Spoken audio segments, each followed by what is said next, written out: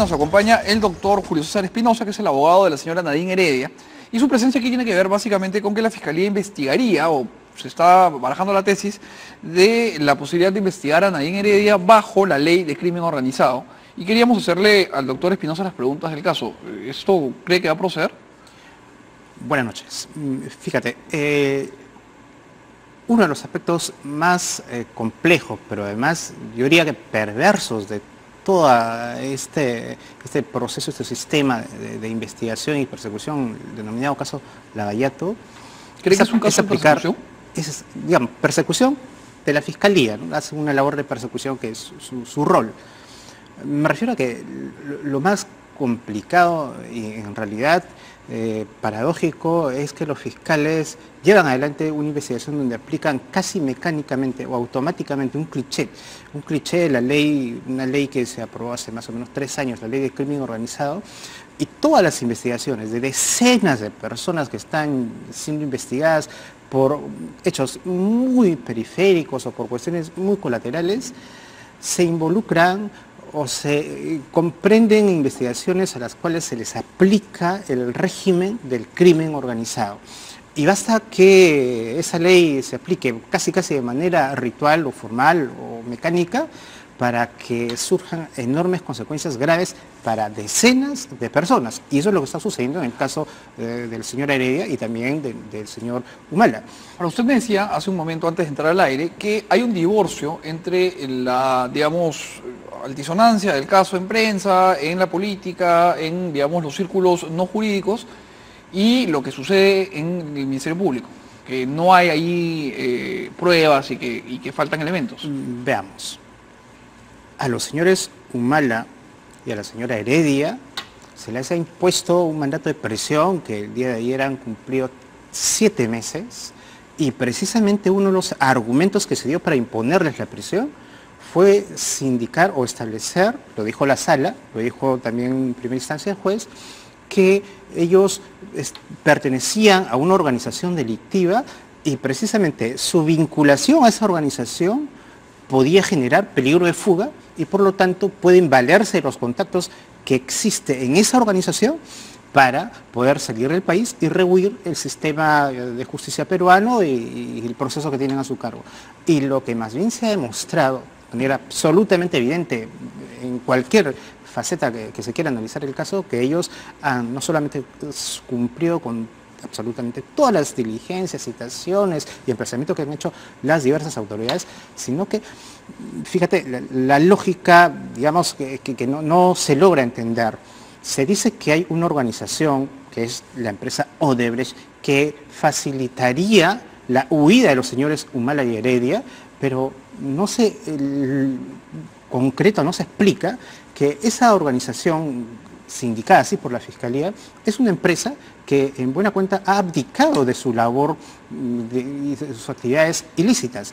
Ha firmado convenios de delación y de cooperación y de colaboración eficaz en diversos, no solamente en Estados Unidos, sino fundamentalmente en Brasil. Y por lo tanto, sus principales líderes, Marcelo Odebrecht y Jorge Barata, han, en buena cuenta, y esto es un dato público, asumido su responsabilidad y están purgando sus sanciones correspondientes. En el Brasil. Ahora, una consulta. Cuando usted me habla de este divorcio entre lo periodístico y lo jurídico, ¿cree usted que cometió un error la señora Heredia cuando mintió, no en fueros jurisdiccionales, sino a la prensa, cuando se le preguntó, por ejemplo, por las agendas?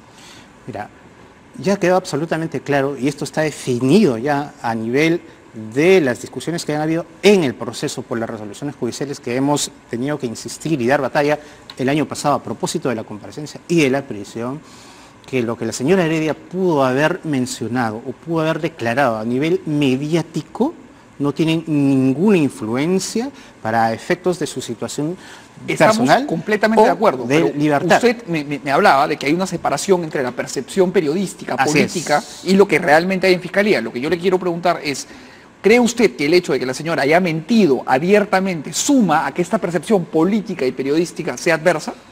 No. La señora ha hecho declaraciones de carácter periodístico como lo puede haber hecho cualquiera de las personas que están involucradas en casos evidentemente también mediáticos. Ya, doctor, pero mentir es mentir. Dijo que no era suyo, después dijo que sí era suyo. Y está grabado. Pero eso no pasa de ser una expresión que ella ha explicado y ha sustentado además ante la Fiscalía y ante otras instancias donde ha tenido que rendir declaraciones sobre este tema. ¿Y cuál es su explicación? El tema concreto, el tema puntual que para nosotros es necesario recordar, es que estamos en una investigación, si vamos a hablar del caso de lavado de activos, estamos en una investigación que está cumpliendo ya cerca de 2 años y medio, con 7 meses de prisión preventiva absolutamente desproporcional e injustificada. Nosotros hemos realizado enormes esfuerzos por explicar a los jueces, incluyendo a la Corte Suprema, las razones por las cuales los señores Humala Heredia deben afrontar su proceso en situación de libertad, más aún cuando después de cerca de 2 años y medio de proceso y 7 años de prisión no existe aún ni siquiera una acusación y el juicio oral va a demorar unos buenos meses en iniciarse. El juicio oral nomás nosotros estimamos no menos de 1 año de juicio. Doctor, pero usted inteligentemente se me está escapando con una falacia de falsa dicotomía, porque yo no le estoy diciendo que Nadine Heredia debería estar presa. Yo le estoy preguntando si cree que el hecho de que haya mentido con el tema de las agendas ha sumado a que haya una mala percepción en prensa. Y eso no es mutuamente excluyente. Vamos a ver. La señora Heredia no ha mentido. La señora Heredia lo que ha explicado lo ha señalado primero en su condición de testigo, cuando fue llamada a declarar, estamos hablando de mediados del año 2015, cuando recién se iniciaba la investigación. Ella brindó unas declaraciones primero a nivel mediático, periodístico, en algunas entrevistas que llevan unos medios, me parece que Panorama fue una de ellas.